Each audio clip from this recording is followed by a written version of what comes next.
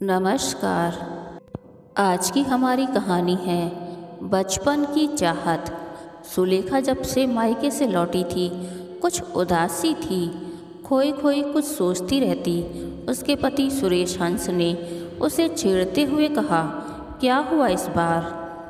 तुम तो माँ से मिलकर रिचार्ज हो जाया करती थी, पर देख रहा हूँ इस बार तुम्हारी बैटरी फ्यूज क्यों हो गई वहाँ से लौट कर आने के बाद। वो फीकी हंसी से उसे टाल देती। इन्हें क्या बताऊं मैं, पर रह रहकर उसकी आंखों में माँ का दयनीय चेहरा आ जाता। उसके पिताजी के जाने के बाद मोहन और मीनल दोनों ही कितना बदल गए थे। माना कि उसका भाई मोहन बड़ा अफसर था और मीनल भाभी भी अच्छी जॉब कर रही थी, पर माँ का इस तरह अपमान, छोटी छोटी चीज़ों के लिए उनका तरसना उससे बर्दाश्त नहीं हो पा रहा था। उसे याद आया कि माँ कितने ठाठ से रहती। पिताजी उनकी छोटी से लेकर बड़ी फरमाइश पलक झपकते पूरी करते और मोहन और मीनल भी उनका पूरा ख्याल रखते।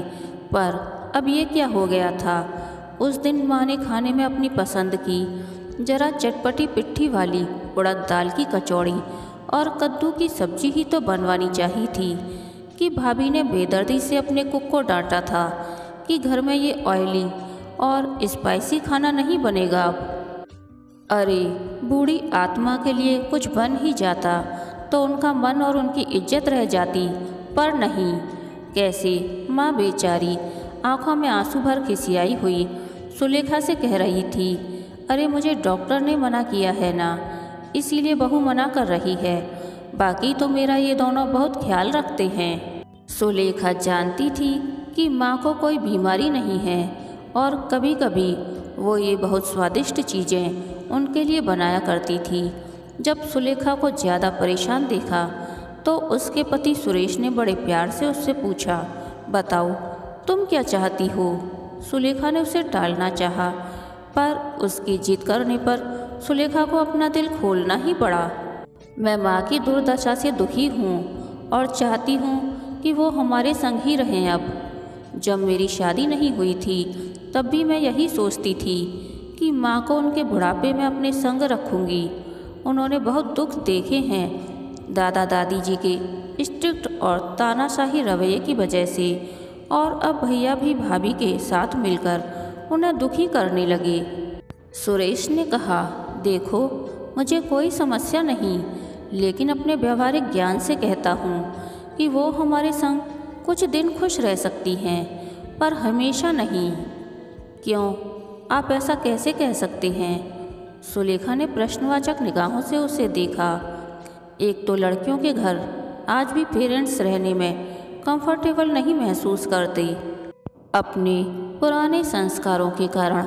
दूसरा, उनका बेटा मोहन अफसर है और हम साधारण नौकरी करने वाले मेहनतकश लोग, भले ही उन्हें वहाँ तिरस्कार ही क्यों ना मिले, पर वो उसी में खुशी भी ढूंढ ही लेते हैं। ये मेरा निजी अनुभव है। सुलेखा ये सब मानने को तैयार नहीं थी। उसने तो शुरू से माँ से यही वादा किया था कि मैं आपको बड़े होकर सारे सुख दूंगी, आपकी बेटी कभी बेटे से कम नहीं होगी।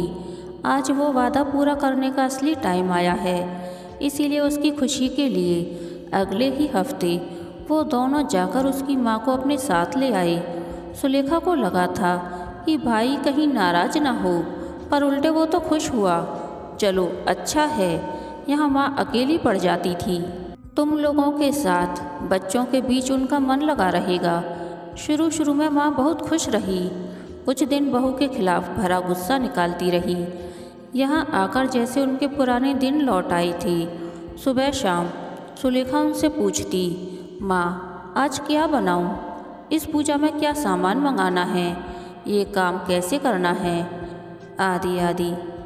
बस माँ खुश हो जाती कि वो घर में कोई अहमियत अभी भी रखती हैं। उन्हें बेकार सामान की तरह एक कोने में नहीं सिमटे रहना है।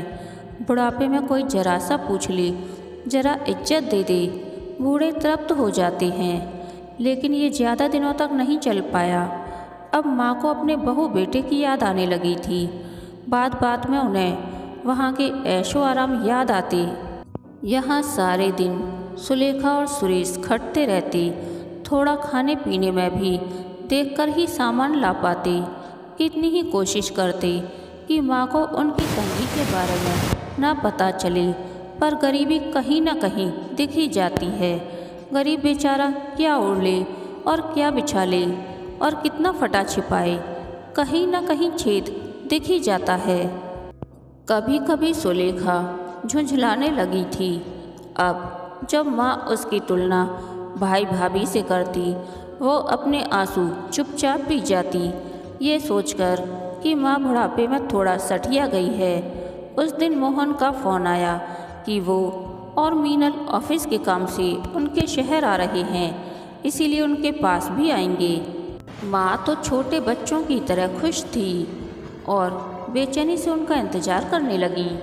कभी सुलेखा को कहती, अरे उस दिन ये खाना, ये मिठाई बनाना, घर को ऐसे संवारो, इस तरह उनके रुकने का इंतज़ाम करना, वगैरह वगैरह। आखिर हद होती है सहन करने की। सुलेखा का धैर्य जवाब दे रहा था।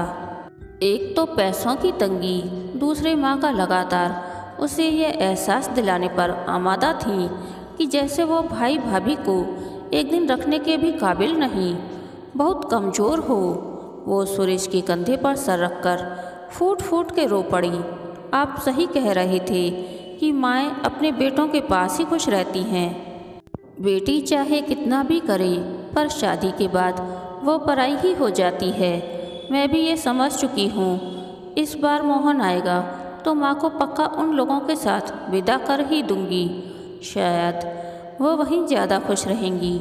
सुरेश धीरे धीरे उसका सिर सहला रहे थे और मुस्कुरा रहे थे कि फाइनली इसकी समझ आ ही गया।